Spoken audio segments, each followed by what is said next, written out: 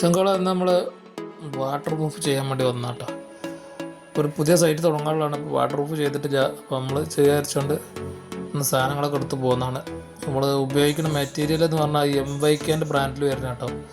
നല്ല കമ്പനി സാധനമാണ്. എംവൈക്കേൻ്റെ ആർമെൻറ്റ് എന്ന് പറഞ്ഞ ഒരു മെറ്റീരിയലാണ് ഉപയോഗിക്കുന്നത്.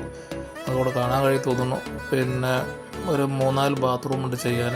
നമ്മളൊക്കെ ക്ലിയർ ആക്കിയിട്ട് വാട്ടർ പ്രൂഫ് ചെയ്യാനുള്ള പരിപാടി തുടങ്ങുക. ഇതിങ്ങനെയാണ് വരുന്നത് കേട്ടോ. അതുകൊണ്ട് അത് ഇങ്ങനെ ഒരു ലിക്വിഡ്, ഒരു വൈറ്റ് കളർ, ഒരു പാല് പോലത്തെ ഒരു ലിക്വിഡും പിന്നെ ഒരു നമ്മൾ സിമെൻറ്റ് മാതിരി ഒരു ചെറിയൊരു പൗഡറാണ് വരുന്നത്. ചെറിയൊരു തരിയുള്ള ഒരു പൗഡറാണ് വരുന്നത് കേട്ടോ. ഇത് രണ്ടും കൂടി മിക്സ് ആക്കിയിട്ടാണ് നമ്മൾ ഉപയോഗിക്കൽ. അപ്പോൾ കൂടുതൽ നമുക്ക് ഇത് അളവിലധികം മിക്സാക്കാൻ കഴിയില്ല. ഓരോരോ ബാത്റൂമിനെ നമ്മളിങ്ങനെ ഒരു ബക്കറ്റിൽ പാർന്ന് കുറച്ച് ആവശ്യത്തിന് മാത്രം മിക്സാക്കി ചെയ്യാനേ പറ്റുള്ളൂ.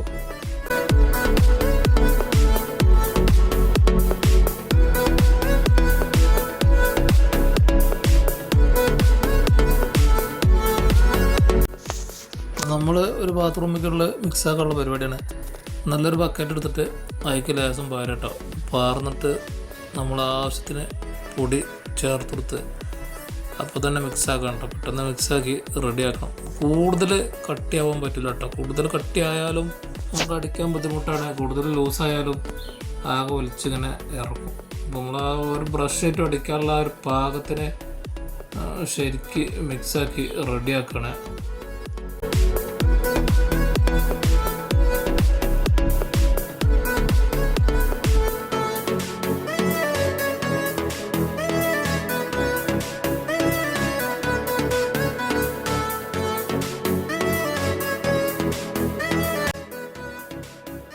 ഇതാണ് നമുക്ക് ചെയ്യാനുള്ള ബാത്റൂം കേട്ടോ.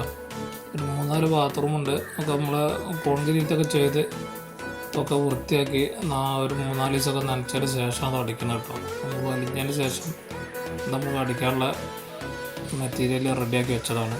നമ്മൾ വാട്ടർ പ്രൂഫ് ചെയ്യാനുള്ള പരിപാടികളാണ് കേട്ടോ.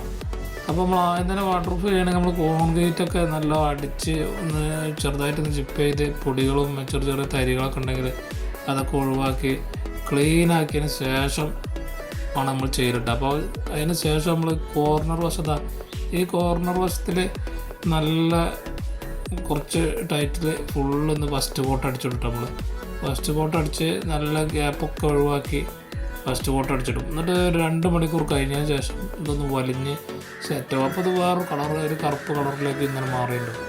ആ ടൈമിൽ നമ്മൾ സെക്കൻഡ് കോട്ടും കൂടി അടിച്ചാൽ സംഭവം സെറ്റാവട്ടെ. അതിന് ശേഷം നമ്മൾ ഒന്നിച്ച് ഒരടി അടിച്ചാൽ മതി. അടിയും ഒക്കെ പാടെ ഒന്നിച്ചൊരടി അടിച്ചാൽ സംഭവം അടിപൊളിയാവട്ടാണ്.